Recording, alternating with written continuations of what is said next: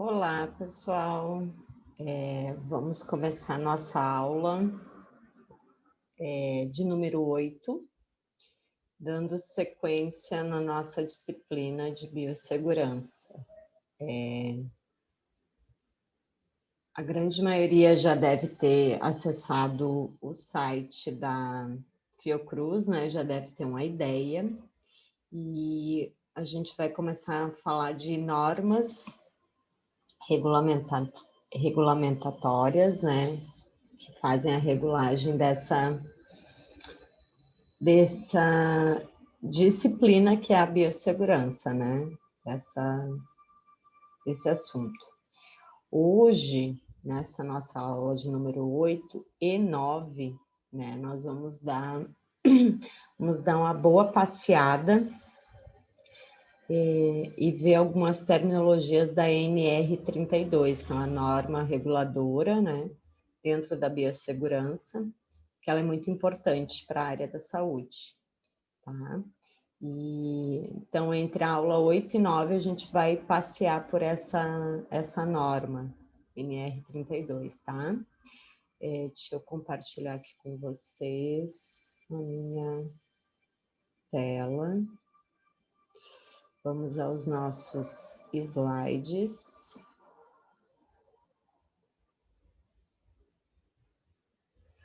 Certo, nossa aula 8, então, né? O que a nossa aula 8 nos traz? Deixa eu colocar aqui. A gente vai começar a falar da segurança como um todo, né? Começando pelos laboratórios, né? Porque é importante que a gente tenha essa noção de segurança do que eles enfrentam, né? Do que eles têm que ficar cientes. E a gente, como está num contexto de hospital, né? De saúde, como no geral, a gente tem que ter uma noção disso também, para a gente entender como é que funciona, tá? Começa assim, né? A estocagem e o manuseio, como é que funciona isso? Nós temos vários produtos, né? Dentro do contexto não só de laboratório, como do hospital em si. Inclusive produtos inflamáveis, certo? Esses produtos, eles devem ser conhecidos, o tipo de material inflamável que é. O ponto de ebulição, temperatura em que o material passa ao estado de vapor, né? É importante que se saiba. E isso normalmente, quando existe isso, o CO2,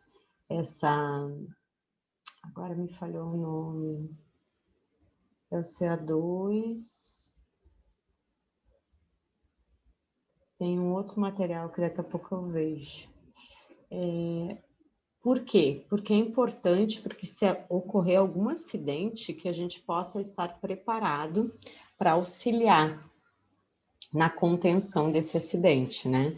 Que a gente não fique naquela coisa assim, estática, apavorada, né? Que a gente possa auxiliar e saber o que a gente pode fazer para auxiliar nesse contexto.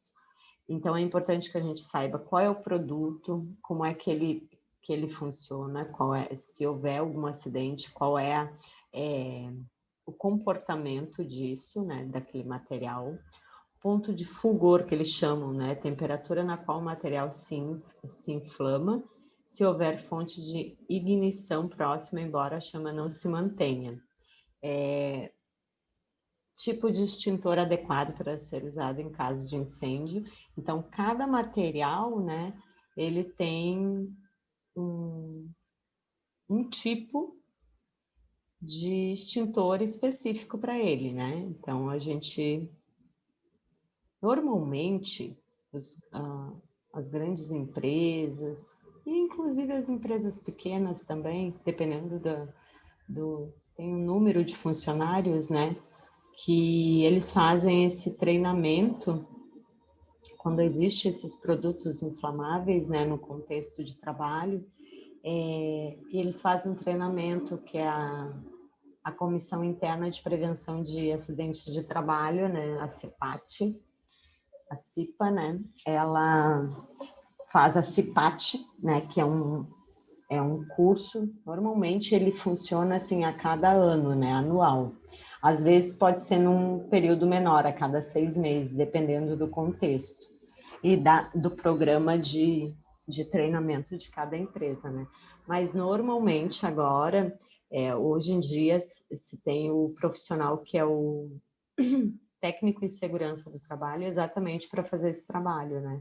Então, se a gente tem alguma dúvida, alguma coisa assim, se acha que tal material possa ter algum risco, né, nocivo para o nosso contexto de trabalho ou no coletivo, ali onde a gente está inserido, a gente pode buscar esse profissional que ele é mais apto, né, a nos orientar corretamente, né. Mas normalmente as empresas elas estão primando, né, até porque a lei está exigindo isso, e essa NR 32 ela fala muito disso, né, de treinamento, de orientação, de distribuição de informações, para que todos estejam preparados, né, para um eventual acidente, né. Na radiologia, isso é muito, muito, muito difundido, onde existe a medicina nuclear. Aí é bem específico, porque são materiais radioativos e não é todo mundo que entende, né, desse cuidado com esses materiais. Então, normalmente, quem nos orienta são os físicos médicos, os médicos radiologistas, que trabalham com esse material, que eles são muito habilitados, né? Tem realmente a competência de nos orientar, né? E a gente também, porque a gente tem uma norma, CENEM, né? Que nos orienta quanto ao uso e manuseio e proteção radiológica desses materiais. Ela é bem específica para esse tipo de material radioativo, né? Quanto à questão da radioproteção mesmo, né? Tem que olhar ali a NR, a norma regulamentatória da CENEM, qual é. Mas ela é bem específica mesmo para a medicina nuclear, porque são materiais diferenciados, tá? E a gente vai falar um pouquinho dela também no decorrer da nossa disciplina, tá? Estocagem e manuseio. Tem os produtos tóxicos, né, que devem ser conhecidas as relações entre a toxicidade, frequência de manipulação e concentração durante a exposição, pois podem entrar no corpo por inalação, ingestão, absorção através da pele ou pela combinação desses caminhos, que na radiologia ocorre muito isso na medicina nuclear, como eu falei, né? Então, assim, o material, né, o radioisótopo, né, muitas vezes ele é líquido, né? E às vezes ele vem em forma de pó para depois ser diluído ou misturado em alguma outra substância, né? Então, às vezes acontece de haver nessa mistura, né, meio que uma combustão, pode liberar algum tipo de gás, por isso que tem que ser um pessoal realmente treinado e conhecedor desse tipo de material, para que não haja nenhum acidente, que uma pessoa que não tem conhecimento, que não saiba, né, da química mesmo dos produtos, né, não provoque um acidente, né, e não se prejudique também, porque a pessoa que está ali no manuseio desse material, ela é muito mais propensa a ser atingida de uma forma mais contundente, né, mais agressiva, se houver um acidente ali, né. As informações concernentes à toxidez ou risco potencial de toxidez podem ser obtidas de fornecedor do produto, da literatura ou por testes laboratoriais em cobaias. Então, é aquilo que a gente já conversou algumas vezes em sala de aula, né? Sempre procurar buscar informações, né, na literatura, nos sites, nos periódicos científicos de idoneidade, né, com verdade, com base, para que a gente tenha realmente dados e informações atualizadas do que está acontecendo, né, do que as pesquisas mostram para a gente de concreto, né, inclusive nesse quesito, porque isso tudo são coisas assim que vão... não vamos esquecer que a gente trabalha com uma área que ela é tecnológica, né? Pura tecnologia. Então, tudo muda, né? De um ano para o outro muda a norma, muda a lei, muda a regulamentação. Então, que a gente já comece a trabalhar isso na nossa cabeça, que a gente tem que estar sempre e sempre e sempre se atualizando, né? No mínimo, a cada 6 meses, dá uma lida, né? Se você trabalha dentro de uma medicina nuclear, por exemplo, o que está acontecendo dentro da medicina nuclear, quais são os produtos que estão surgindo no mercado, como é que eles funcionam, como é que eles reagem, né? Quais os resultados das pesquisas, né? Então, assim, isso faz toda a diferença, tá? Para quando você entrar em contato com algum material desconhecido e você também não tiver a possibilidade, né, de dentro do seu contexto de trabalho, ter uma pessoa na hora ali para te orientar, que você saiba onde buscar, né? Que não é só dentro do contexto de trabalho que a gente busca informações, a gente sabe que tem que ser mais além, né? Para a gente se sentir mais seguro e confiante e fazer um trabalho correto, eficaz, né? Que é a proposta.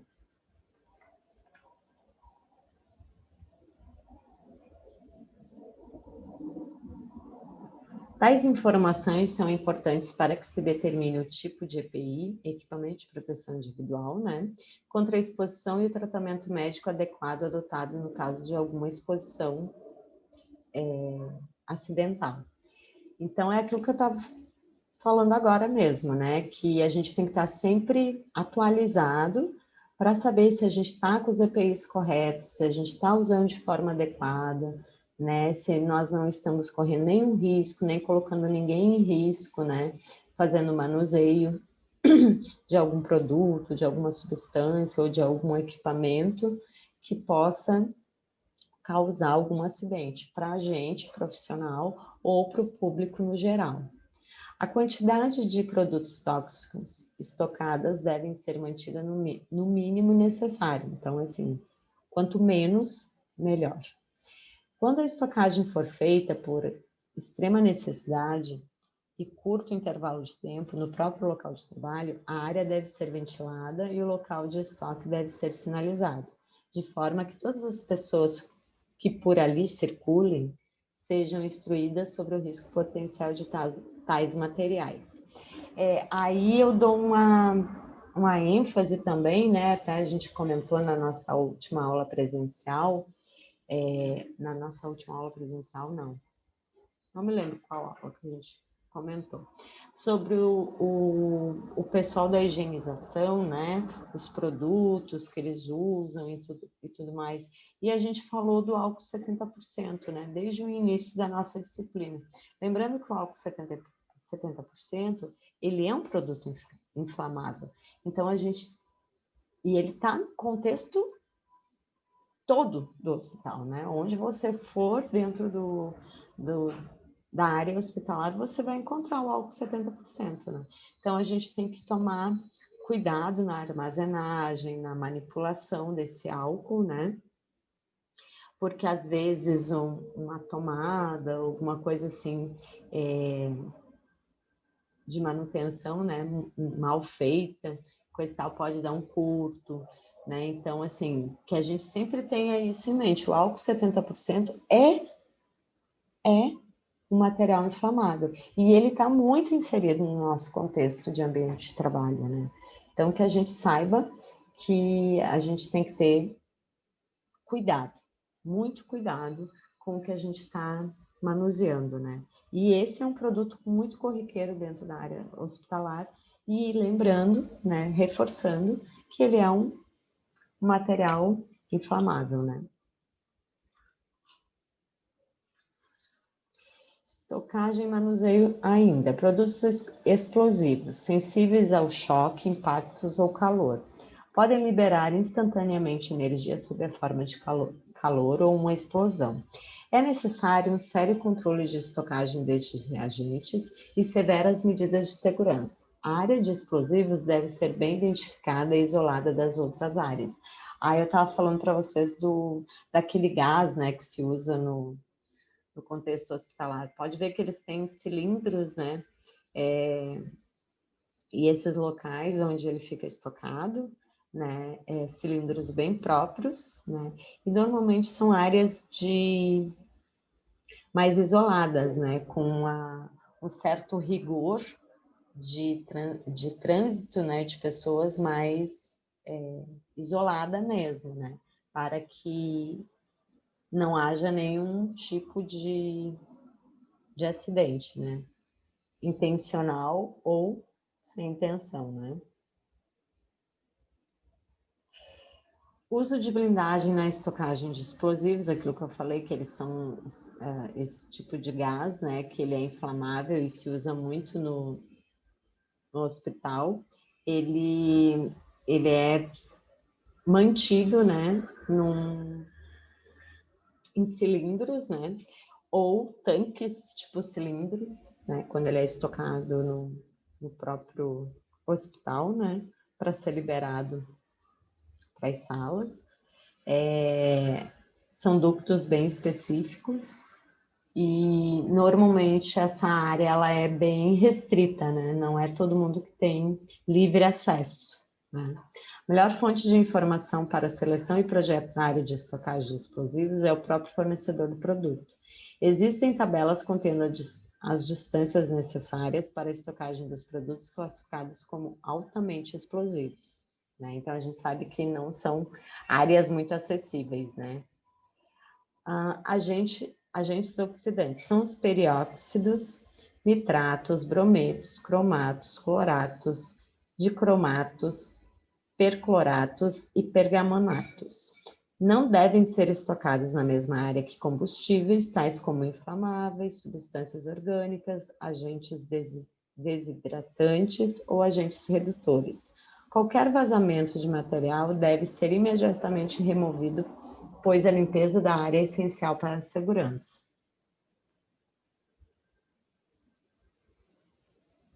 A área para estocagem de agentes oxidantes deve ser resistente ao fogo, blindada, se possível, fresca, bem ventilada e preferencialmente longe das áreas de trabalho. O piso da sala de estocagem deve ser resistente ao fogo, impermeável e sem rachaduras, que possam reter algum material. São recomendados sprinklers, que eles chamam, né, para a área de estocagem. Isso a gente vê também essa área mais específica em termos de estrutura, né, estruturalmente falando, para armazenagem dos produtos de limpeza, né, da higienização. Tem muito material ali que muitas vezes ele é exposto, né, a muito calor, ele pode ser inflamável.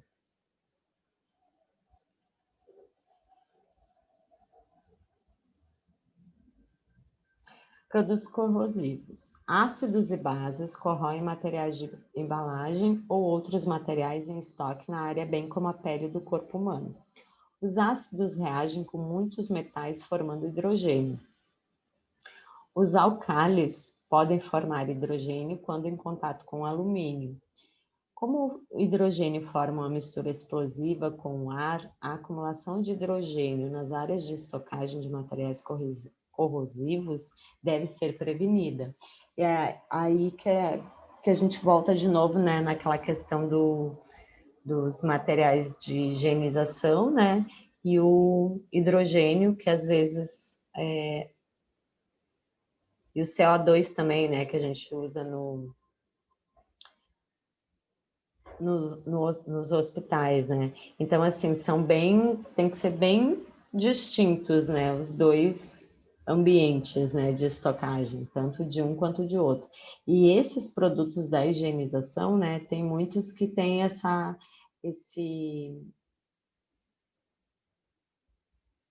característica, né, de corrosivos, né? Então, dependendo da armazenagem, temperatura e tudo mais, por isso que devem ser salas bem específicas, né, e bem restritas, né, quanto ao manuseio e a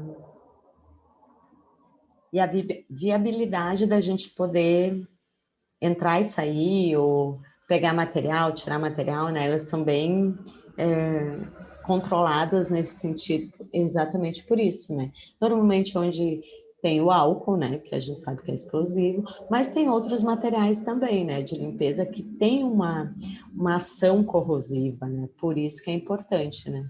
E a gente sabe que no contexto hospitalar é um fluxo, né, de pessoas indo e vindo, né? Então, assim, tem que ser bem delimitado, né? E demarcado, né? Para que não aconteça, né, acidentes sem necessidade. Então, assim, isso a NR32 também ela fala disso, né? Mas existem protocolos bem específicos para cada local, porque cada local tem a sua área física diferenciada, né? Então, se adapta, né, as normas e regulamentações para cada tipo de instituição.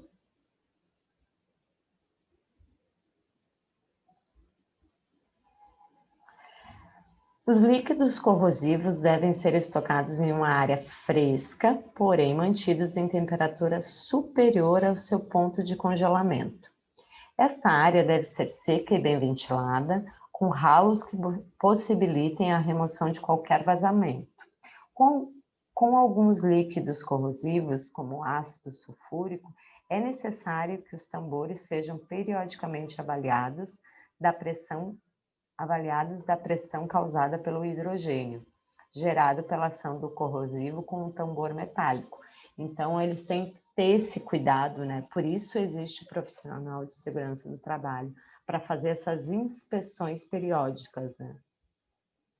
Os chuveiros de emergência e lava-óleos devem ser operados periodicamente para avaliar o equipamento e habituar as pessoas da área com seu uso, principalmente na área que usa a medicina hospitalar, né? Um dos recursos é a água abundante, né? Existe,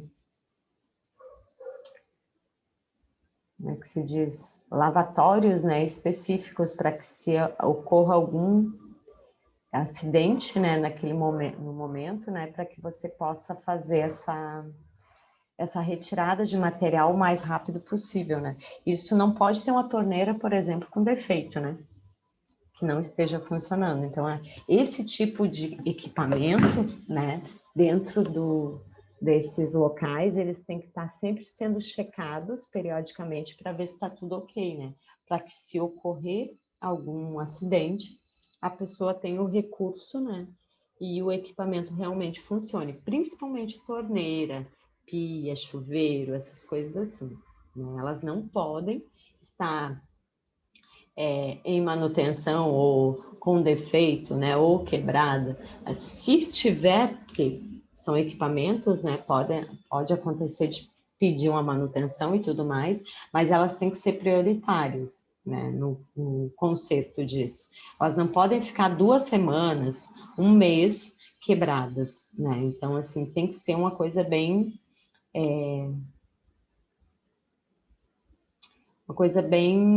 pontual mesmo, não pode deixar para depois, sabe?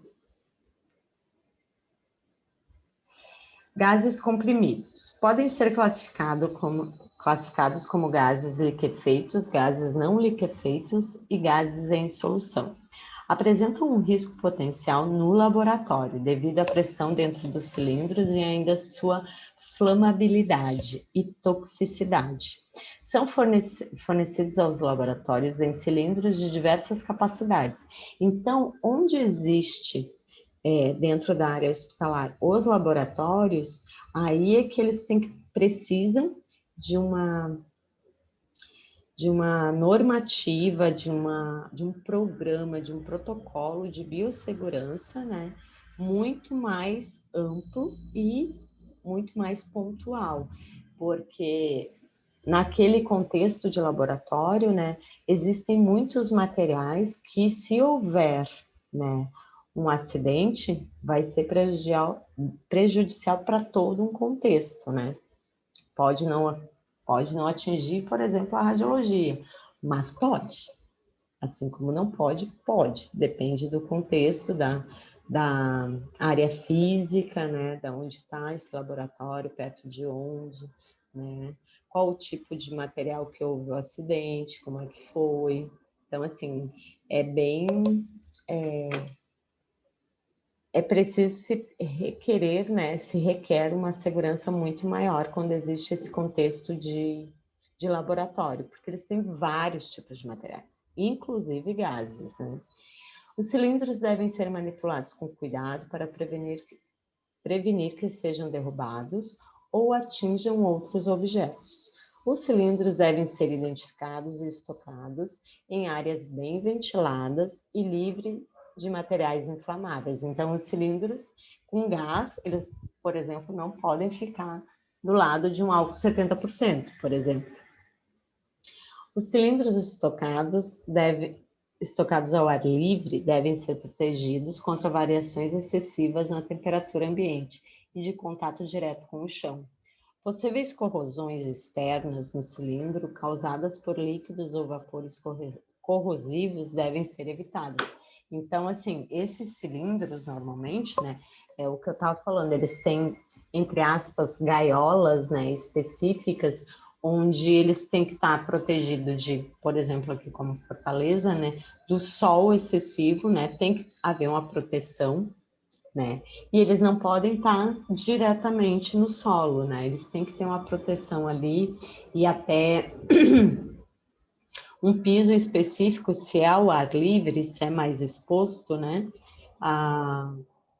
não tem parede, coisa e tal, se eles estão expostos à chuva, vento, essas coisas assim, para que esse piso ele não acumule, né, água, que tenha um escoamento para que quando a chuva venha, ela escoe, né, ela não fique ali fazendo com a água parada, mais a temperatura do sol depois, mais vento, né, que possa acontecer a corrosão desses cilindros, né? Tudo bem que eles já são materiais mais resistentes, né, a esse tipo de intempérie, né, principalmente a ferrugem, a corrosão em si, mas também é necessário que na programação da construção, né, desses locais, eles têm que estar bem preparados, né?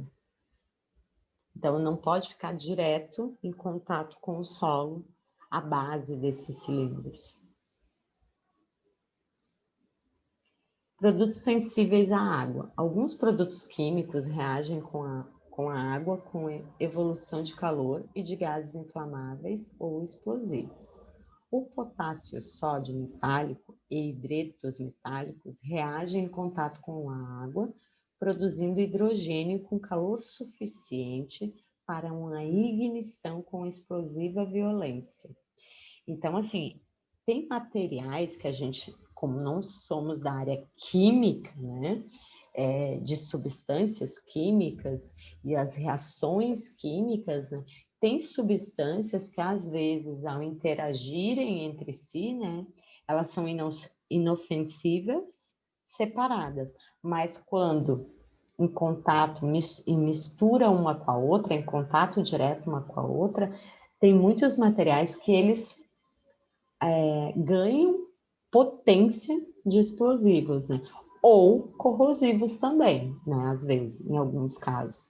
Então, tudo que é substância química, a gente tem que tomar muito, muito, muito cuidado.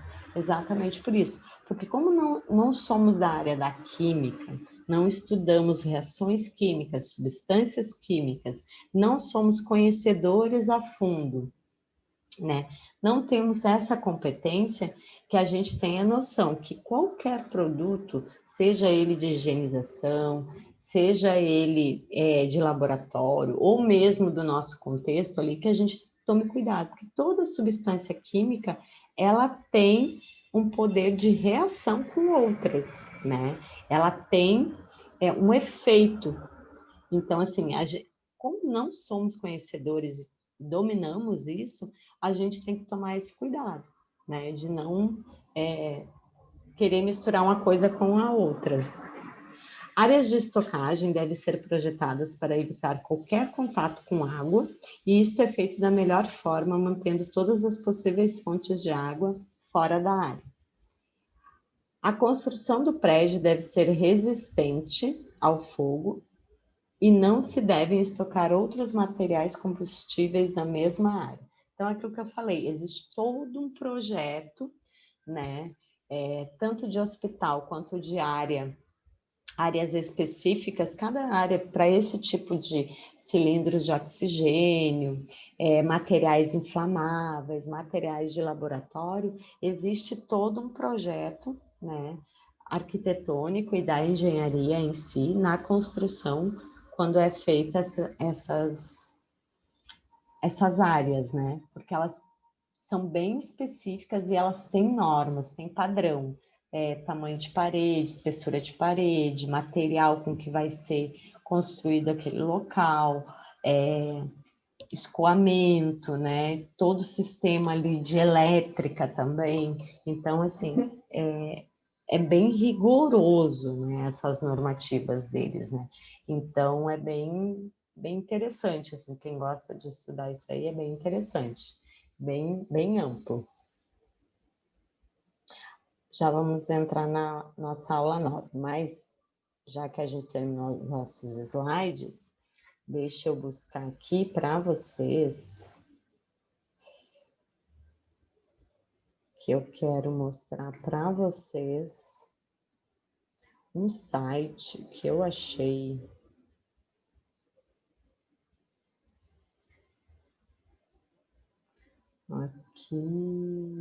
aqui. Eu achei um site que eu gostei bastante. Cadê?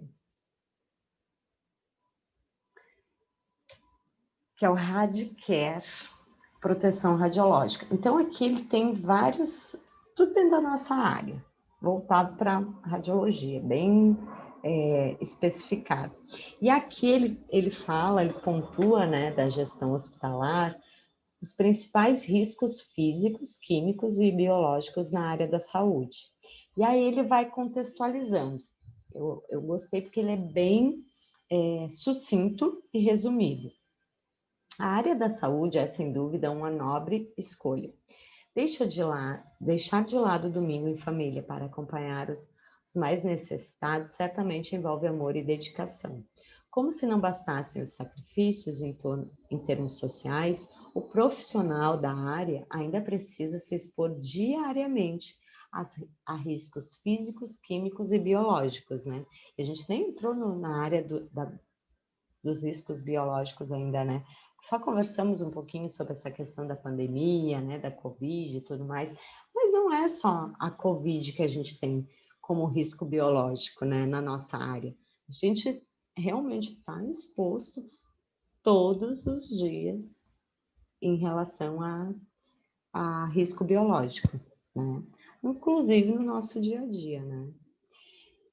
E o que dizer, então, de quem administra esses profissionais e seus espaços de trabalho?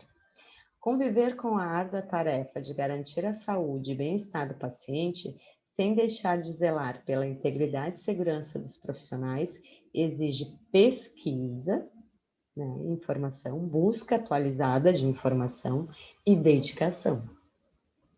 Se você deseja entender melhor quais são os riscos aos quais a sua equipe está exposta e quais são as melhores maneiras de atenuá-los, né, de minimizá-los, continue lendo. Nosso artigo de hoje traz tudo o que você precisa saber sobre o assunto. Bem interessante. E aí ele começa a pontuar. Quais são os principais riscos, né? Você sabe exatamente quais os riscos aos quais os seus profissionais, nós, né, estão sujeitos? Nessa hora é importante ir além do senso comum, que diz que a área da saúde é uma das mais perigosas. Para ajudar, listamos abaixo alguns dos principais riscos. Aí eles vão pontuando os principais. Riscos biológicos são normalmente os primeiros dos quais nos lembramos quando pensamos em hospitais. Afinal, trata-se de um ambiente onde há muitas pessoas enfermas, lixo orgânico, e isso favorece a proliferação de bactérias e vírus que causam doenças, como a tuberculose, a febre amarela, isso sem contar a nova ameaça que está presente na nossa vida, o coronavírus. Mas é aquilo que eu estava falando com você, já conversei com vocês, né, pessoal? Tem o coronavírus? Tem, ele existe, ele não foi embora, ele está aí. Mas não é só o coronavírus que nós temos de vírus circulando, né? Dos nossos hospitais no nosso país. Um deles, e muito contundente, é a tuberculose. E a tuberculose, ela é um bacilo, né? E ela é preocupante, porque ela tem uma incidência muito grande, né, no nosso contexto. E às vezes a gente esquece que ela está lá. Vou tomar uma aguinha.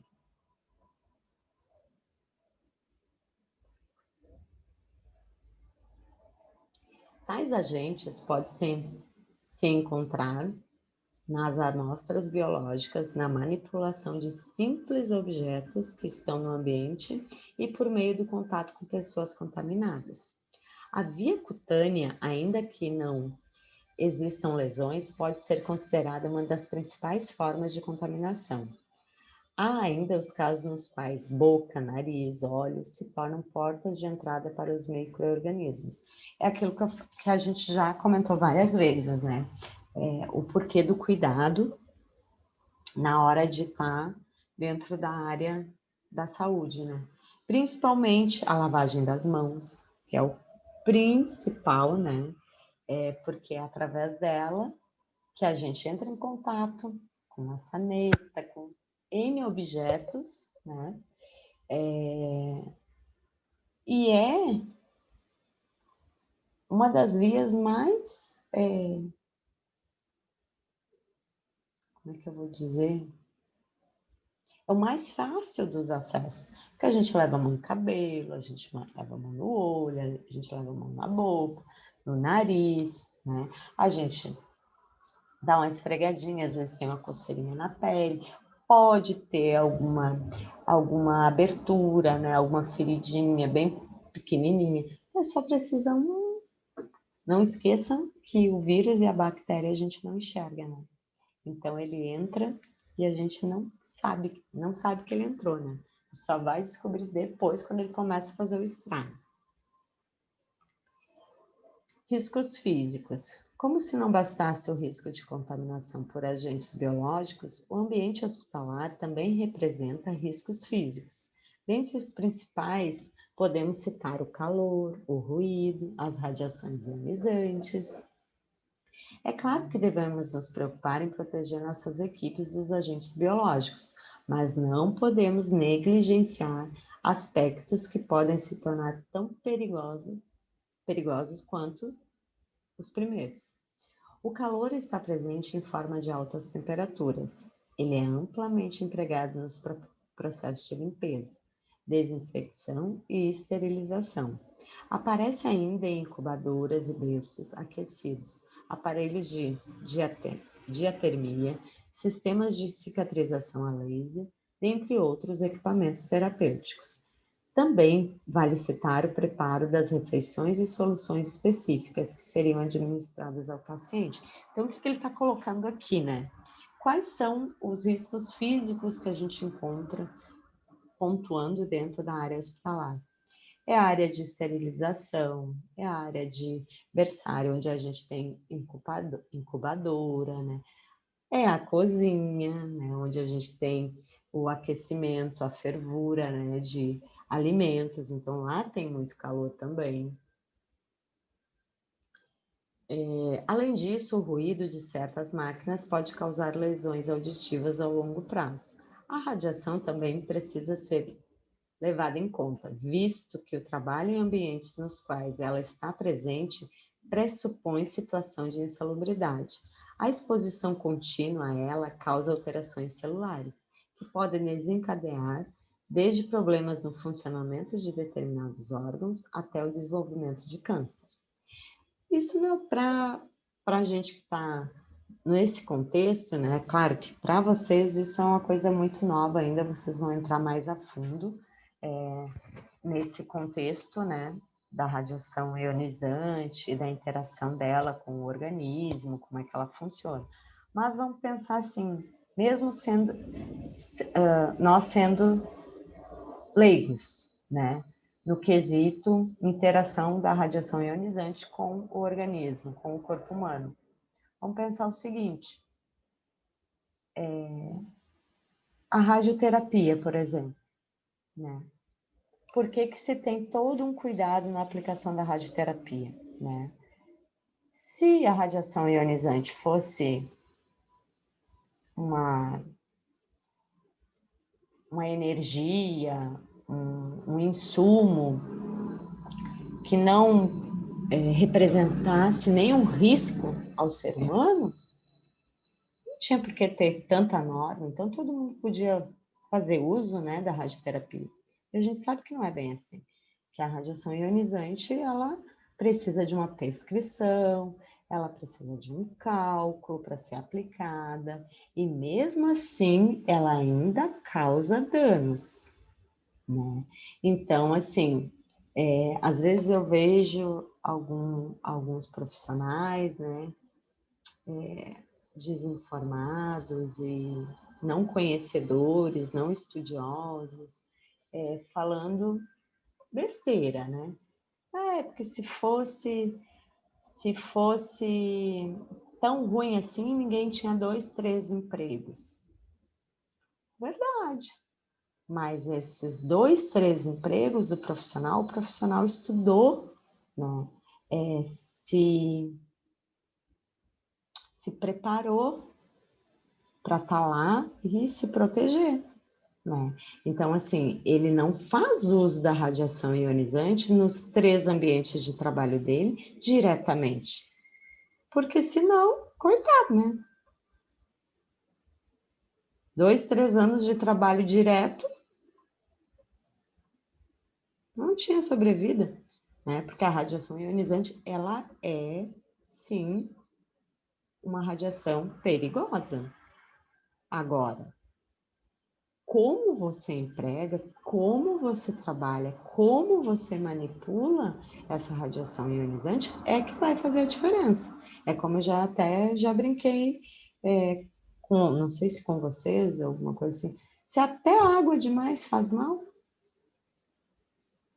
tudo que é demais, que é usado desmedidamente, sem proporção, sem cuidado, sem conhecimento, tudo faz mal, né? Então, assim, por isso temos a nossa profissão, por isso estudamos, né? Para que a gente não vá lá no contexto de trabalho, trabalhar com um tipo de energia desses, né? Que tem um determinado alcance e um poder, né? Que você usa do jeito que você achar que deve usar, não é assim, né? Os riscos físicos em ambiente hospitalar podem estar ainda relacionados ao manuseio de material contaminado sem as devidas proteções, problemas estruturais ou mesmo mau uso por desconhecimento de certos equipamentos. É por isso que é importante que todos os colaboradores recebam o treinamento e as instruções adequadas para sua função. Porque se todo mundo pudesse operar um aparelho de raio-x, ou se todo mundo pudesse fazer o trabalho do enfermeiro ou do técnico de enfermagem, não tinha porquê, né? Cada um ter a sua especificidade, né? Ter a sua área, ter o seu entendimento, ter a sua linha de estudo, né? Claro que todo mundo está conectado, não tem como fugir disso. Um precisa do outro, como eu já falei mais de muitas e muitas vezes, né? Mas cada um tem o seu conhecimento a mais sobre determinado assunto, né? Eu não vou discutir patologia com o médico. Eu até entendo, eu até sei alguma coisa de patologia, porque eu estudo. Mas eu discutir um laudo com o médico é um pouquinho demais, né? Porque ou eu discutir o mecanismo de ação de um micro-organismo, né? Com um cara da biologia molecular ou do laboratório, meio complicado, porque ele conhece mais do que eu, né? Não que eu não tenha uma visão, que eu mais ou menos não entendo como é que funciona, né? Mas a competência, ele estudou para aquilo. É ele que domina, né, aquele assunto. Já a priori, sobre radiações ionizantes, quem é que tem que dominar? As pessoas que trabalham com radiação ionizante, que executam, né, o trabalho com a radiação ionizante. Então, por isso a importância. E os riscos químicos? Normalmente estão ligados a substâncias consideradas tóxicas, poeiras orgânicas, metais e solventes. No ambiente de hospital, vários desses agentes estão presentes, deixando os profissionais sujeitos aos seus percalços. Alguns tipos de câncer estão diretamente ligados à exposição a determinados agentes químicos. Então, a gente sabe que não é só a radiação ionizante que induz o surgimento do câncer. Alguns produtos químicos também, ou por inalação, ou por contato direto, ou ingestão.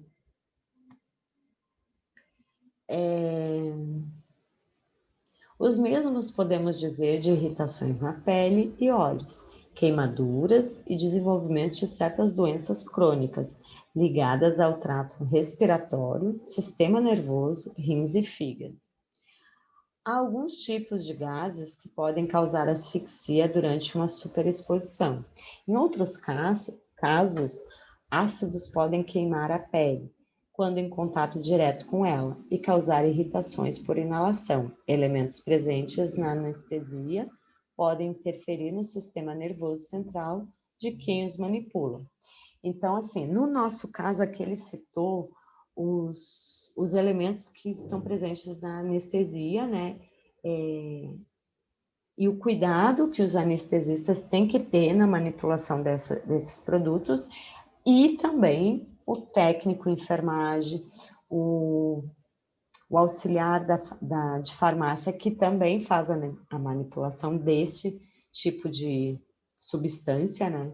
E no nosso caso, não sei se talvez alguém de vocês ou vai estagiar ou vai trabalhar futuramente, né, dentro da radiologia com a radiologia com película, né, onde ainda tem em algum local que tenha o chassi ainda, né, que agora na computadorizada e na digital a gente chama de cassete, mas quando a gente trabalha com a película, normalmente, né, a gente tem um processo de revelação automatizado, que a gente chama. Ele é automático, mas eu ainda tenho nesses locais o quê? A minha processadora automática, onde lá eu tenho o fixador e o revelador, para poder fazer a imagem, para que a imagem fixe na película. Tá? Esses produtos, tanto o revelador quanto o fixador, são de extrema toxicidade, são de extrema corrosividade, são corrosivos.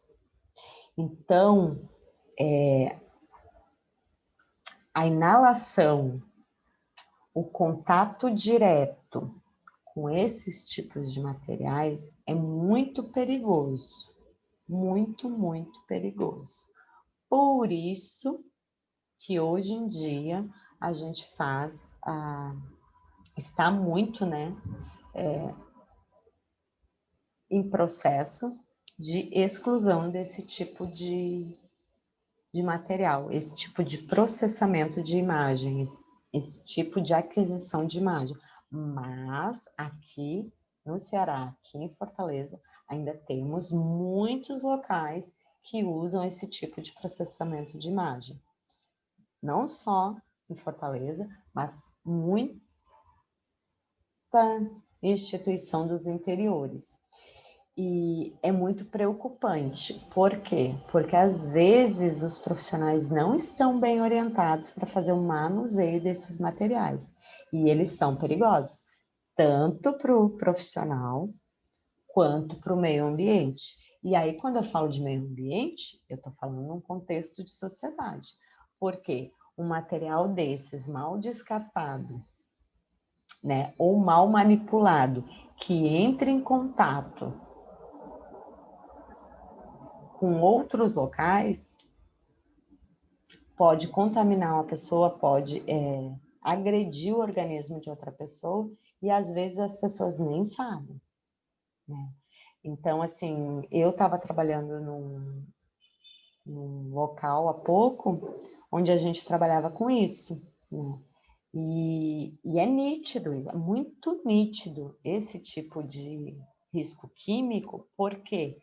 Porque eu cheguei em Fortaleza e eu não tinha tido, fiquei muito tempo, mais de 2 anos, muito mais tempo, sem nenhuma crise de rinite e sinusite. Depois de 6 meses de trabalho nesse local, onde eu estava exposta, né, a esse produto, né, porque eu ia para lá, eu tinha que trabalhar, e nesses locais, normalmente, tem que ter um exaustor nessa sala onde fica a processadora, na câmara escura. A sala escura, né, onde lá eu faço o manuseio. Eu abro o meu chassi, tiro o meu filme radiográfico e coloco na processadora para que ela passe pelo revelador, pelo fixador, pela água e sofra uma secagem, calor. Tudo isso dentro dessa salinha escura. Enquanto eu estou manuseando o meu cassete, tirando o meu filme, colocando na processadora, e essa processadora puxa esse filme, vai fazendo esse processo que eu falei, da revelação, depois fixação, depois o enxágue, depois o calor para secagem, eu estou ali ainda fazendo a recarregagem do meu chassi, colocando outra película de filme virgem e fechando ele para depois eu sair da sala. Então, eu fico exposta a isso, porque a partir do momento que ela está ali em funcionamento e aquecimento, ela está gerando o quê? Gás. E mesmo com o exaustor dentro da sala, com o passar do tempo, eu não tinha percebido. A minha colega que me falou depois, e realmente foi. Depois de 6 meses em contato com esse trabalho, nesse contexto de trabalho, eu comecei a ter crises de sinusite recorrentes, que eu não tinha depois que eu cheguei aqui. E aí eu achei estranho, né? Eu digo, mas que estranho isso, né? Comecei a ter crises assim de novo, né? Que eu não tinha anos depois que eu cheguei em Fortaleza, eu não tinha tido. E aí a minha colega disse, você não entendeu por quê? Você estava trabalhando na radiologia digitalizada, computadorizada. Agora você está onde? Na radiologia com químico, molhado. Eu, puxa vida, é verdade. Exposta aos gases. Isso que era só 2 vezes na semana. Mas demorou 6 meses para poder o organismo sinalizar que ele estava sendo agredido, né? Então, assim, é muito, como é que eu vou dizer? É muito nítido isso. Só que, às vezes, você não se dá conta. Eu mesma não tinha me dado conta desses riscos químicos que a gente está exposta. E, às vezes, as pessoas deixam isso meio, né? Não dão tanta importância, a importância que deveriam. E o que ocorre? Isso não é uma coisa que você está exposto hoje e amanhã, a não ser que seja uma coisa, uma quantidade, né, muito agressiva para o teu organismo reagir rapidamente. Mas isso às vezes é imperceptível, até mesmo para a gente que está inserido naquele contexto. Imagina para quem, né, tomou esteve exposto uma ou duas vezes e não consegue fazer essa conexão, né? Então é interessante isso.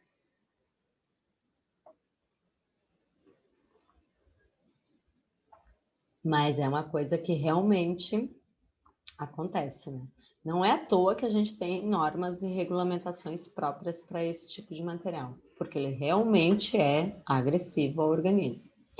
E nós temos também os riscos ergonômicos, que podemos citar o quê? O aspecto ergonômico, que também coloca em risco profissionais de saúde. Ele envolve pessoas que se submetem a longas jornadas de trabalho, esforços de repetição, levantamento de peso e posturas inadequadas. Tudo isso somado ao estresse do dia a dia pode levar a dores ou mesmo ao desenvolvimento de lesões na coluna ou membros e articulações. Então, assim, aquela coisa assim da postura realmente, e também é o outro agravante, né, a longo prazo, não é uma coisa que, né, é de hoje para amanhã que a gente vê o resultado concreto, não, é a longo prazo, um pouquinho todo dia, que vai acarretando um dano futuro, mas certo, absoluto. E aí, gente, a gente tem também os riscos, normalmente eles são sinalizados com determinadas cores, tá? Classificação funciona mais ou menos assim, ó. O verde, riscos físicos, como ruído, calor, radiações, pressões.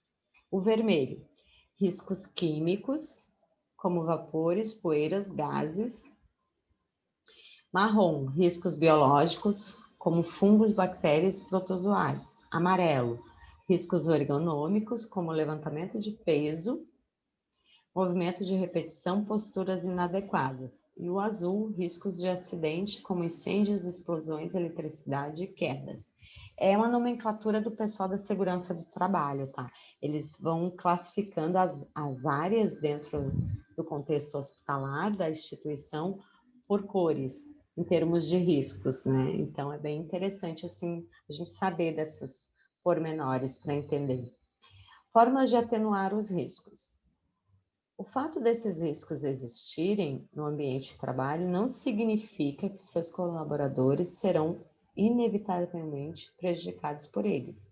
Existem formas de atenuá-los. Eu acho interessante que eles falem atenuar, mas não eliminar. E aí que entra o seu trabalho, no sentido de conhecer e implementar tais questões. E aí a gente tem, olha quem? As normas de biossegurança. O ambiente hospitalar, assim como outros locais onde existem riscos decorrentes da função dos trabalhadores, deixa eu ver quanto tempo a gente está. Certo. Está sujeito a algumas normas que precisam ser seguidas pela administração. Dentre as principais, podemos citar a NR32, essa é a mãe da biossegurança dentro do contexto hospitalar, mas eu tenho outras, que diz respeito à segurança e saúde no trabalho em serviços de saúde. Então, é ela que normatiza praticamente tudo. Ela estabelece critérios para a identificação, manuseio de produtos químicos produtos químicos, discriminando práticas para zelar pela segurança dos profissionais. Além disso, essa mesma norma abrange a questão da obrigatoriedade do uso de EPIs. Então, lembrem, Não é que você queira ou não queira usar o EPI, é obrigatório usar EPI, bem como das condutas corretas para sua conservação e armazenamento. Então, você cuidar do EPI é obrigação também nossa. A obrigação do empregador é nos possibilitar o uso, nos dar o EPI. Ele tem que nos fornecer, mas a manutenção e o cuidado com esse EPI é obrigação nossa. Tá?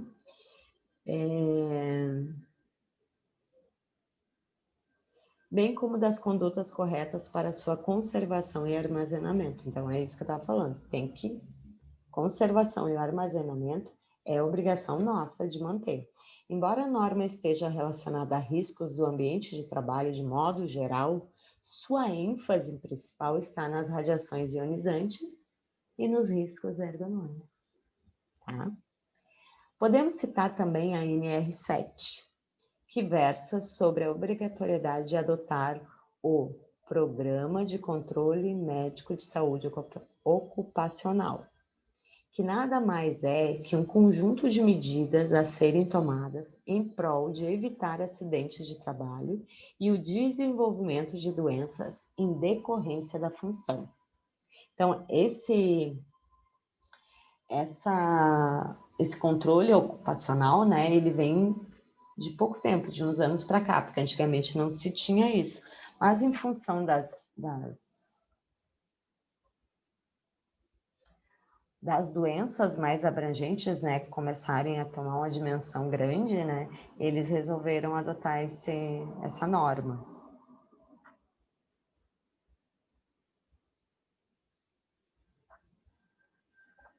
Tal documento pode funcionar aliado ao Programa de Prevenção de Riscos Ambientais. Trata-se de uma forma de eliminar, reduzir ou controlar os riscos existentes no ambiente de trabalho. É claro que nem sempre é possível torná-los inexistentes, mas é importante trabalhar para que sejam atenuados ao máximo que a gente consiga, tá? Substâncias químicas precisam ser corretamente armazenadas e são necessários certos cuidados ao trabalhar em contato com elas. As normas de biossegurança pressupõem ainda o uso de alguns dispositivos e equipamentos que visam cumprir determinados protocolos presentes na gestão hospitalar. E aí eles dão a listagem aqui desses agentes, nessa lista, tá?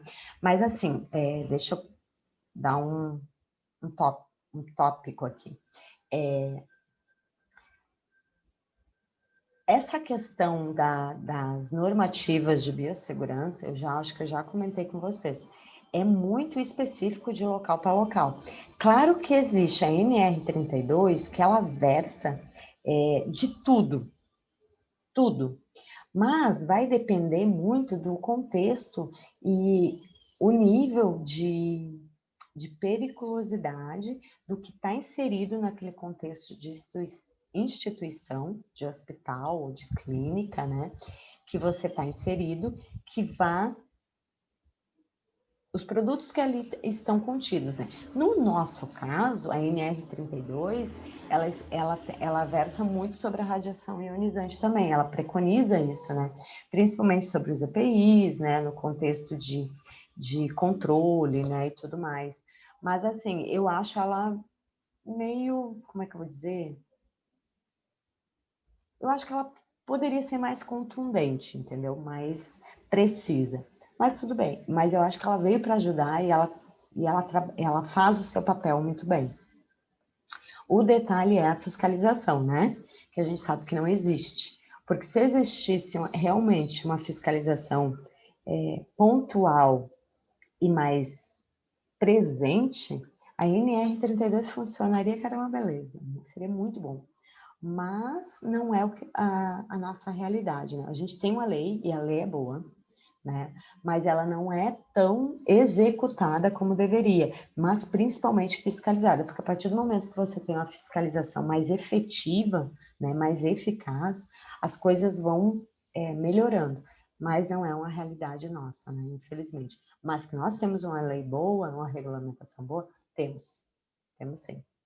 Mas o que falta é a fiscalização realmente efetiva, tanto por parte dos profissionais, quanto por parte do poder público também, né? Sei que é o que eu vejo. Falta comprometimento dos dois, né? E aí o pessoal, né, para diminuir custo, abusa, né? Infelizmente, é o nosso contexto. Mas a gente tem que trabalhar mecanismos para poder melhorar isso, né? A partir do momento que a gente tem conhecimento da NR32, não precisa saber ela na íntegra, né? Da primeira linha até a última linha. Não precisa. Mas eu acho que a gente tendo uma boa ideia dela, lendo ela, de vez em quando olhando se ela foi atualizada, o que ela trouxe de novo, porque como é lei, como é regulamentação, isso também se atualiza, né? Muda muito, né? Então, eu acho que dá para a gente melhorar isso como profissional, né? Porque tem muita gente que nem conhece a NR32 da nossa área, né? Então, eu acho que é importante, né? Tu não vai andar com ela debaixo do braço, mas você tem a ciência, o que ela traz e os principais pontos para a nossa área que ela pontua, né? E que a gente tem que prestar atenção. Eu acho que isso é o mais importante, tá? E aí, o que ela traz, né? Que tem que ter, né? Um autoclave, local para esterilização de instrumentos, chuveiro de emergência, que deve ter uns 30 centímetros de diâmetro e ser acessível a todos. Serve como agente de descontaminação em caso de contato dos óleos com produtos químicos, por exemplo, como exemplo, agentes químicos, né? É aquele contexto que eu estava falando para vocês da medicina nuclear, onde existe a medicina, o uso, né, de fármacos, né, com princípios radioativos, né? Então, assim, aí entra a NR32, mas também entra todo um contexto de radioproteção bem específico para aquela área, tá? Forno de Pasteur, que é um lugar para operar superfícies que não são aquecidas pelo calor úmido. Caixa de aço para armazenar materiais indicados. Então, assim, tem várias coisas, assim, desses tópicos, né? Mas é muito usado na enfermagem, né? Mas é bom que a gente saiba que a gente tenha ciência dessas coisas, né? Procedimentos que eles indicam a serem seguidos, né? Além de seguir as normas de segurança, existem alguns procedimentos que devem ser tomados como rotina. Citamos alguns, e a gente já viu alguns. A limpeza, né? A higienização. Para evitar a contaminação, o ambiente hospitalar precisa ser mantido limpo. Contar com uma equipe responsável de limpeza é fundamental. Então, é aquilo que a gente já tinha comentado algumas vezes, né? Esse pessoal da higienização, ele é muito fundamental. Ele é muito fundamental para todas as áreas dentro do contexto hospitalar, como saúde. Porque eles são a base de tudo. Se eles não fizerem um serviço bem feito, eles vão prejudicar a todos. Não tem jeito. Então, é um pessoal que às vezes é esquecido, que é colocado de lado muitas vezes, né? Mas eles são fundamentais, fundamentais. Manutenção. A manutenção preventiva dos equipamentos precisa ser realizada obrigatoriamente quando você utiliza as máquinas e ferramentas sem cessar até que elas apresentem defeito. Está colocando muitos processos em risco. Além de pará-las de forma forçada quando elas não estiverem mais funcionando, você ainda está colocando a saúde do profissional que os opera em risco. Pequenas explosões ou vazamentos de radiação ionizante são exemplos do que pode ocorrer. Eu já ia citar isso. Todo equipamento de radiologia, ele traz, por determinação do fabricante, certo? no seu manual, no seu guia de orientações de manuseio, ele traz o periódico que aquele equipamento deve passar por uma inspeção. Ele traz orientações quanto à troca de algumas peças que com o tempo vão se desgastando. Eles orientam o fornecedor, porque cada fornecedor tem a sua disposição de equipamento, seu designer, os seus materiais. Nem todo equipamento de radiologia são os mesmos materiais, mas a configuração da engenharia é a mesma, né? Mas são materiais diversos. Cada empresa tem a sua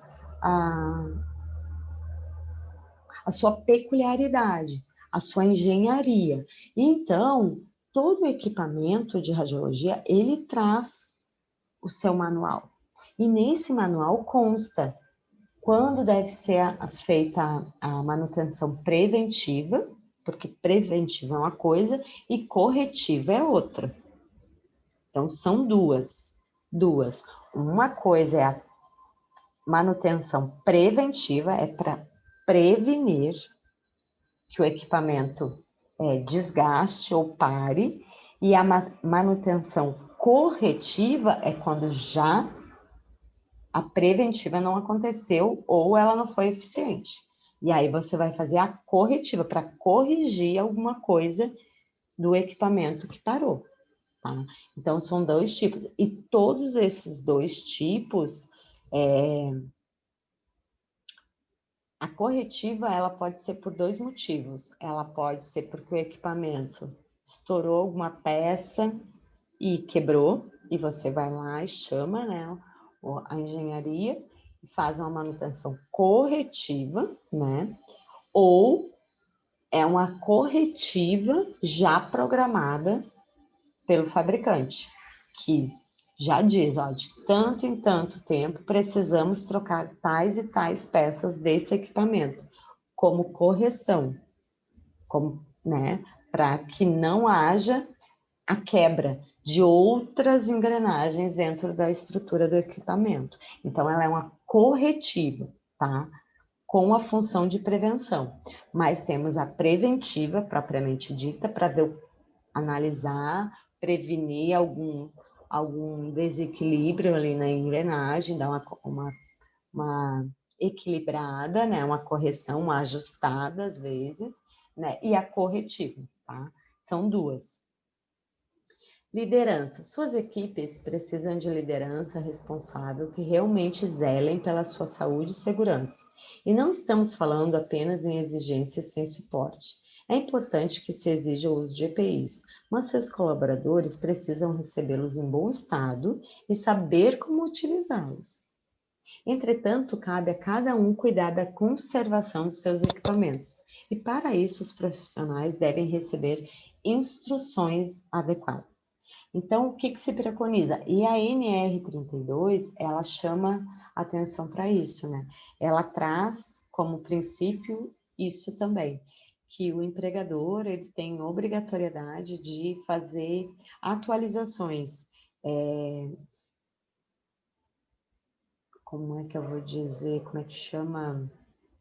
Reciclagens, cursos de aprimoramento, cursos de extensão, para que o seu profissional esteja sempre bem informado quanto à sua postura, né, quanto à sua proteção profissional como indivíduo, mas num contexto mais amplo, quanto ao uso de EPIs, a conservação de EPIs, quanto a equipamentos, a conservação de equipamentos, riscos biológicos, químicos, tudo. Ela preconiza isso, por isso que eu disse que a norma, ela é boa, né? A lei em si, né? A normativa é boa. O detalhe é que ela não é tão eficiente porque ela não é tão fiscalizada e tão executada como deveria, né? Mas eu acho que já tem um movimento muito, eu acho não, eu vejo que está tendo um movimento muito grande quanto a isso, né? E os profissionais da segurança do trabalho estão inseridos nesse contexto, né? Só que muitas vezes não é tão efetivo, não são tão vistos assim, mas existe já essa movimentação e esse caminho, né? Que é o melhor, né? Serviços terceirizados. É interessante também, né? Porque a gente sabe que o contexto de saúde trabalha com os serviços terceirizados. Há gestores que optam por terceirizar as equipes de limpeza. Outros o fazem com manutenção de equipamentos. É importante ter em mente que a terceirização é uma forma de otimizar a sua gestão e aumentar a sua produtividade.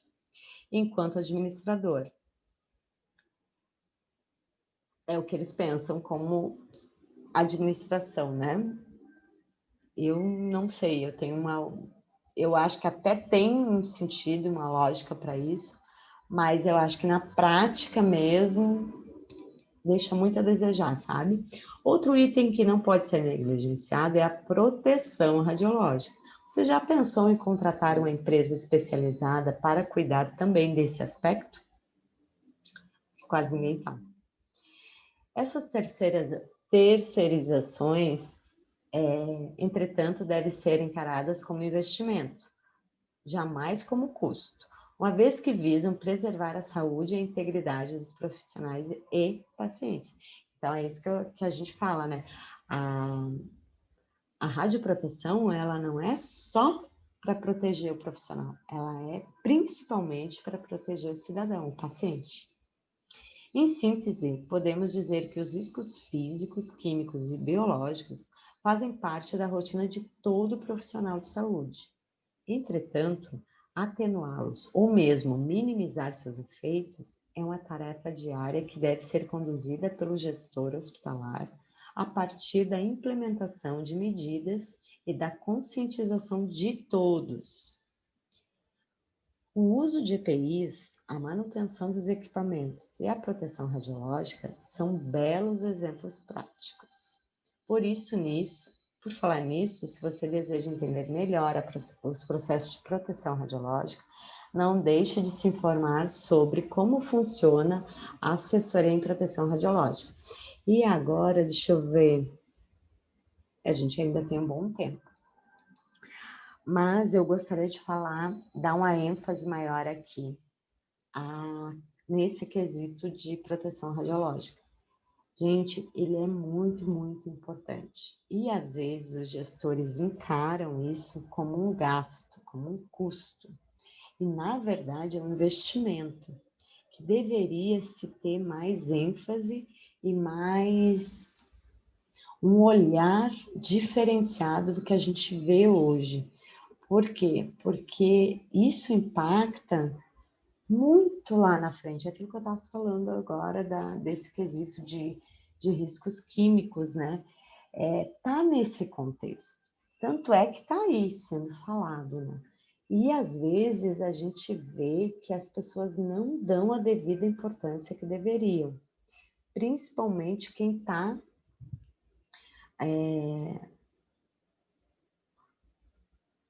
no pilar mais alto, né? Que é o administrador, que é o gestor daquela unidade, daquele hospital, daquela clínica. O que eu acredito que possa ajudar a melhorar isso é termos profissionais mais bem informados, mais bem orientados, com a capacidade mais ampla de diálogo para que possa conduzir, para que possa orientar esses profissionais, porque eles sabem que existe a MR32, mas eles não conhecem ela na íntegra. Eles sabem que se a vigilância sanitária bater, eles vão ter que ter a MR32 executada no serviço que eles estão administrando.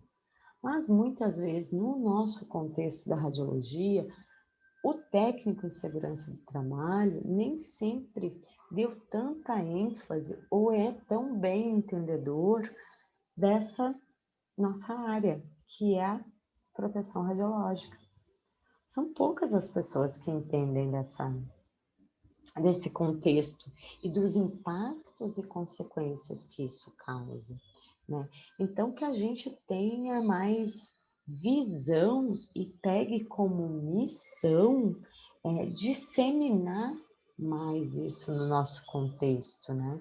Para que a gente possa trazer essas outras pessoas da segurança do trabalho, da administração hospitalar, da gestão hospitalar, para que eles tomem um outro olhar nesse sentido, para que as coisas comecem a melhorar num contexto mais amplo, né? Não só para nós como profissional, mas para pacientes, tá? Porque essa NR32 foi criada por especialistas, né? E tinha gente inserida da radiologia, tanto é que tem muita coisa ali, e fala disso, né? Mas, às vezes, as pessoas não dão a lida, acho que só botar a EPI dentro da sala e contratar um profissional de técnico em radiologia vai suprir o que realmente é necessário. E a gente sabe, a gente que está inserido no contexto, né, como atuante, a gente sabe que não é só isso, tem N fatores, né, que às vezes não estão a nosso alcance em fazer, em melhorar, em minimizar, né? Então, a gente tem que trazer esse pessoal para nós. Mas como é que você vai trazer um pessoal para o nosso lado, a favor da nossa categoria, em prol do paciente, se você é desconhecedor, se você não conhece, né, as principais bases e ferramentas e informações para que a coisa flua melhor, né?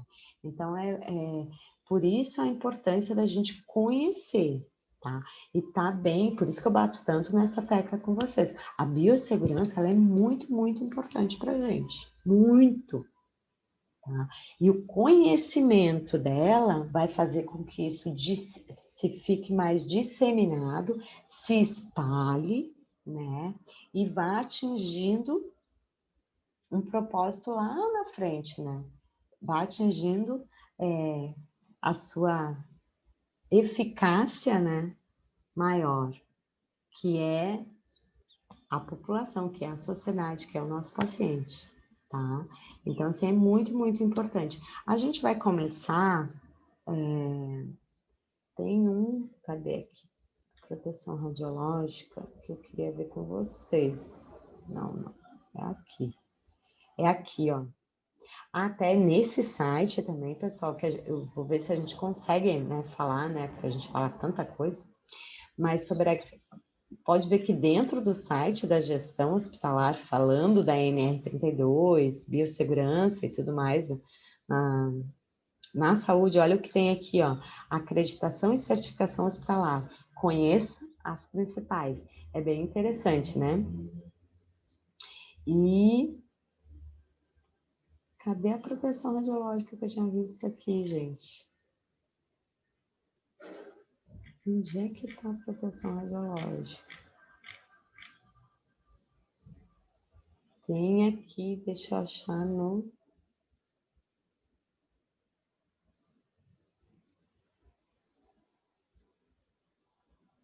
Ó, deixa eu só ver aqui, que aqui tá falando de EPIs. Eu gostei desse blog, ele é bem interessante, ó. 5 EPIs de proteção radiológica, essencial para você e seu paciente, tá? E aí ele vem aqui, ó, o que são EPIs, por que usar EPIs na radiologia, quais são os principais, então aqui ele começa a citar, e realmente são esses, ó, aventais de chumbo, protetores de tireoide, luva de chumbo, óculos plumbífero, protetor de gônadas, tá? Uso de dosímetro pessoal. O dosímetro, pessoal, já vamos pontuar ele aqui, porque já vi prova de concurso perguntando, e falando que ele é EPI. Apesar de não ser formalmente um EPI, o nosso dosímetro, aquele que vai na lapelinha lá, o dosímetro é um dispositivo que tem como função registrar e controlar a radiação recebida pelo profissional, ok?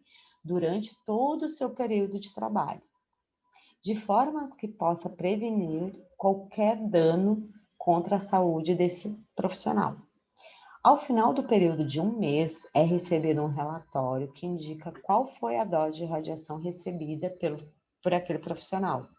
De forma que, caso o limite aceitável seja ultrapassado, a empresa possa investigar e tomar as medidas necessárias para que isso não ocorra novamente. Então, deixa eu dar uma explicação aqui.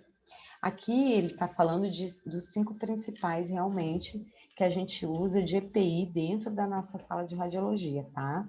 Que é o quê? O nosso avental de chumbo, tá?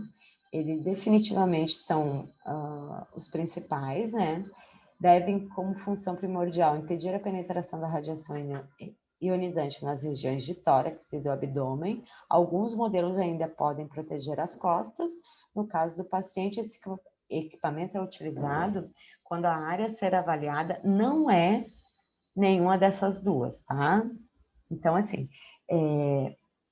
só pontuando aqui que o uso do dosímetro, ele é um acessório, ele não me protege.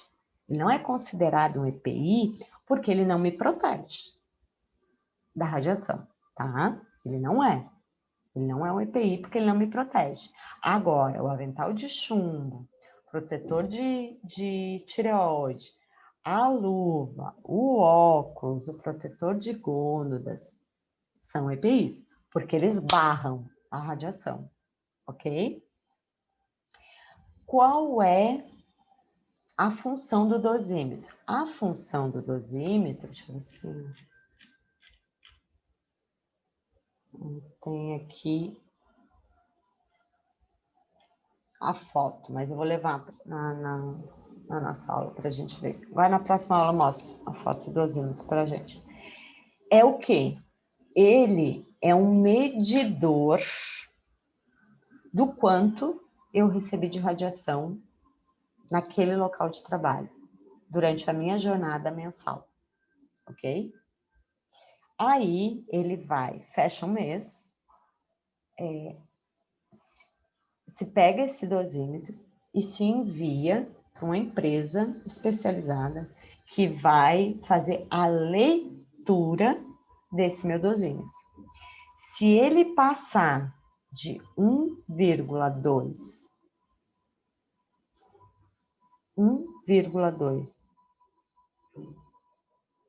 se não me engano é 1,2 ou é 1,3, não estou bem certa agora, me fugindo da memória.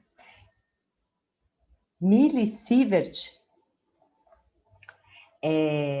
a empresa é acionada. Se der abaixo disso, ok, tá tudo bem. Mas não pode, ainda é uma dose desprezível, como é que eu vou dizer assim, a nível de agressão para o nosso corpo. Ela é muito pouca, mas não é as nossas normas, os nossos equipamentos, as nossas leis para uso da radiação ionizante no Brasil dizem que, através de medições, estudos e pessoas da área que foram buscando informações, não é para nenhuma área que trabalha com radiação ionizante ultrapassar esse valor na sua rotina.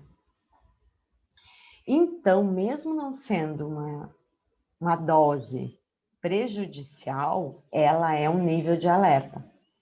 As nossas leis brasileiras são muito mais rigorosas que muitos outros lugares do mundo, viu? Então, se o dosímetro que eu usei acusou uma dose ali, durante aquele mês, maior que esse valor, a empresa é notificada, porque não pode. entendeu? Não pode. Então, ela vai ser notificada, né, e vai ser pedido a ela para abrir uma investigação do porquê aquele profissional foi exposto a um nível de dose maior do que deveria, do que está na regulamentação, ok?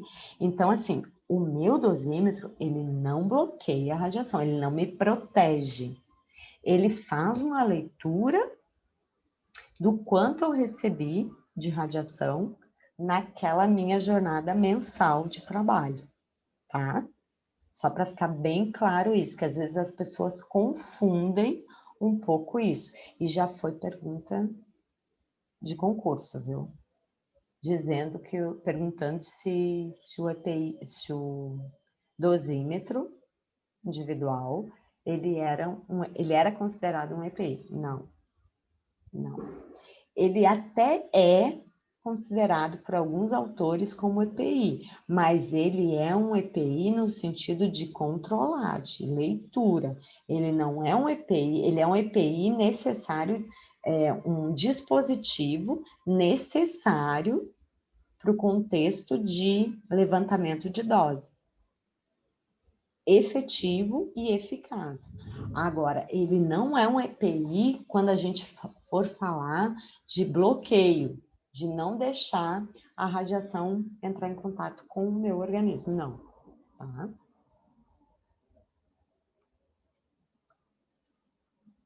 Que fique muito claro isso é importante, tá? Ele não é um EPI que bloqueia, ele é um acessório, um dispositivo que faz a leitura do quanto de radiação eu fui exposto, tá? Quanto de radiação o meu organismo foi exposto durante aquela jornada mensal de trabalho. E para cada local, eu tenho que ter um dispositivo desses. Eu não posso levar o meu dispositivo do meu trabalho, que eu trabalho de manhã, para o trabalho que eu trabalho à noite. Não. Cada local tem que ter o seu dispositivo, para que não haja nem acúmulo, porque eu não sei qual é o equipamento que eu vou trabalhar de manhã, lá a empresa que faz a leitura, ela não sabe qual é o equipamento que eu vou trabalhar de manhã e qual é o equipamento que eu vou trabalhar à noite.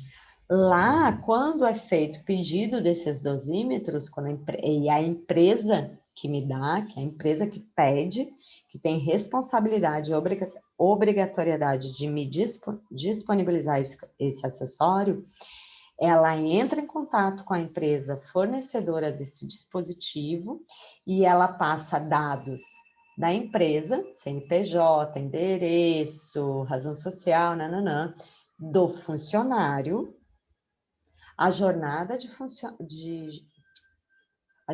trabalho desse funcionário, o tipo de equipamento que esse funcionário vai trabalhar e mais ou menos, são vários quesitos, mas mais ou menos a rotina desse trabalho, o que ele faz, o que ele não faz, quais os exames, né?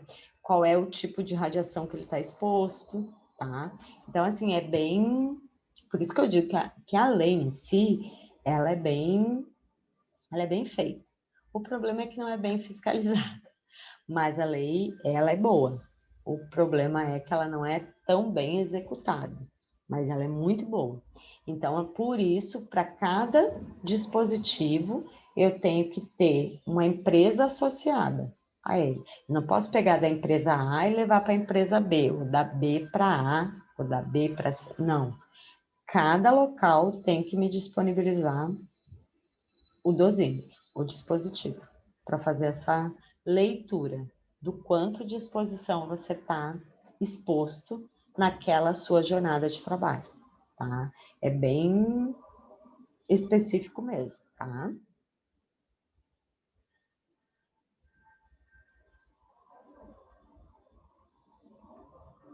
Deixa eu ver o que mais que a gente tem aqui. Aí aqui, se vocês quiserem depois entrar com mais calma, né?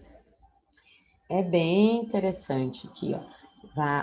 Fala do porquê dos EPIs na radiologia, fala de cada um deles, fala os principais de proteção radiológica, aí começa a pontuar sobre os aventais de chumbo, o protetor de tireoide, as luvas de chumbo, o óculos plumbífero, o protetor de gônadas, né? E fala um pouquinho também que é importante ter essa assessoria em proteção radiológica, que muitos locais não têm, né? Então, assim, a EDAC também, ó, uma orientação de artigos de garantia de qualidade garantida, né? Que é aquela coisa que eu estava falando para vocês, que hoje eles estão muito dentro da acreditação hospitalar, falando, né? Esses controles de qualidade. E a radiologia, ela tem muito isso, assim, do controle de qualidade de equipamentos, tá? De equipamentos. Para cada equipamento existe um protocolo de controle de qualidade. O problema é que nem todo mundo sabe fazer esses protocolos, ou se interessa em saber, em buscar informações para esse controle de qualidade. E isso ajuda em que sentido esse controle de qualidade? A eu ter um equipamento com 100% de eficiência na minha execução dos meus exames radiológicos. Tendo isso, eu tenho uma segurança maior de exposição a nível de radiação para mim como profissional e uma segurança maior a nível de exposição para o meu paciente. Então, é aquilo que eu já falei outras vezes. Todo mundo sai ganhando. Quando você tem uso eficiente de conhecimento e aplicação do que existe, né? Todo mundo sai ganhando.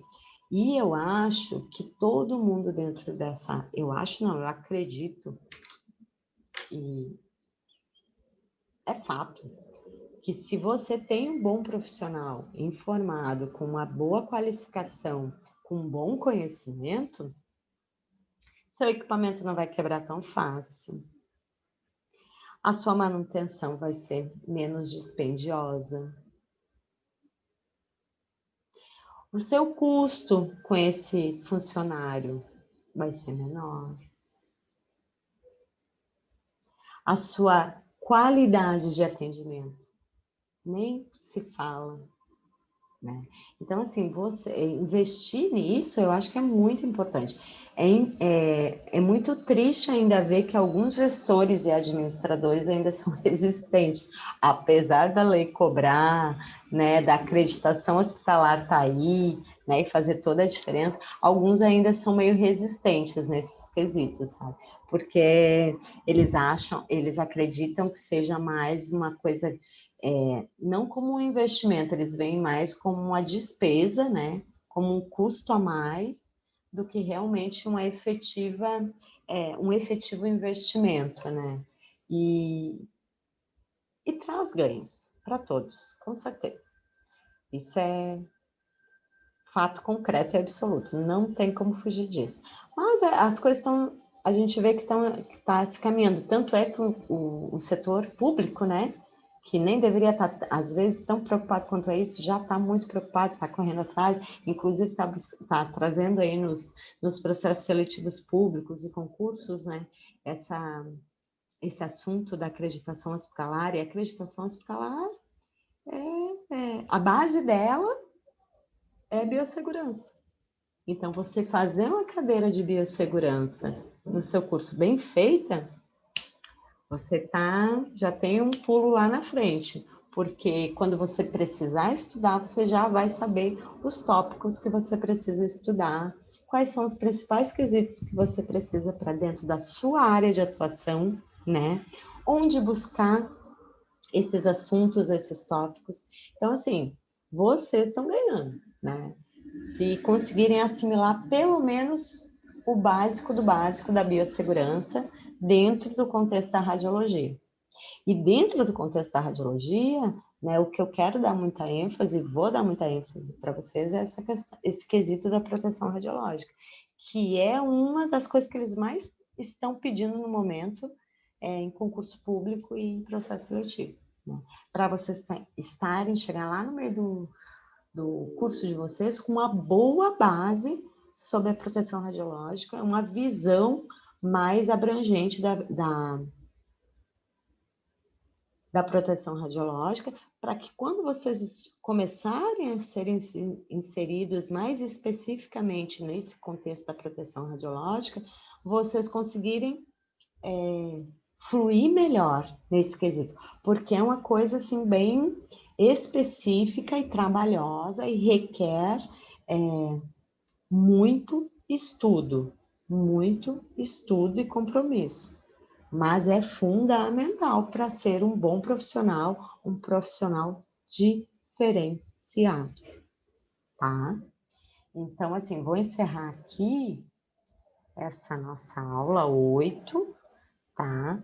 E aí a gente volta na nossa aula 9,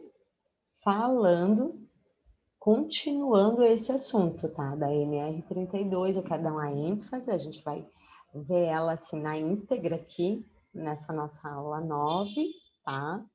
E aí eu vou pedir um resumo para vocês da aula 8 e da aula 9, né? Para vocês me entregarem. Mas a nossa aula 9 agora, próxima online, a gente vai continuar este assunto da NR32, né? Os quesitos de proteção radiológica, né? Para poder avançar mais, porque a gente falou muito, e a gente vai continuar ainda falando muito também sobre essa função da enfermagem, né? Porque tudo conectado ali, né? Proteção radiológica, lei, regulamentação, enfermagem, né? Então, assim, não tem muito como fugir disso, tá? Aí, se vocês quiserem, aproveitem, né? Quem tiver um tempinho, dá uma acessada, vai buscar nos periódicos, né? Sobre proteção radiológica, o que está rolando nesse momento, como é que tá, como é que não tá, o que está se falando mais nesse quesito de proteção radiológica, tá? Muito importante para vocês. Aí, vou encerrar aqui, né? E a gente continua na nossa próxima aula online, que é a de número 9, tá? Deixa eu só terminar aqui, interromper compartilhamento. Isso, beleza. Então tá, pessoal. Até a nossa próxima aula de número 9.